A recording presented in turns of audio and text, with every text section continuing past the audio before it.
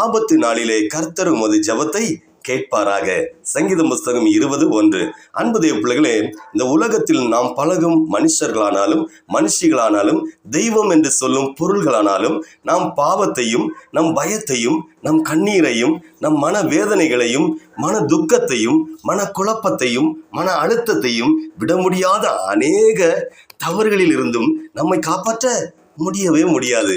ஆனால் நம் மனது இந்த தெய்வம் காப்பாற்றவில்லை என்றால் அந்த தெய்வம் காப்பாற்றும், அந்த தெய்வம் காப்பாற்றவில்லை என்றால் அதுக்கு அடுத்த தெய்வம் காப்பாற்றும், அதுவும் இல்லை என்றால் நமக்கு தான் கோடிக்கணக்கான தெய்வம் இருக்கிறதே, ஏதாவது ஒன்று காப்பாற்றும் என்று நம் மனதை தேற்றிக்கொள்வோம்.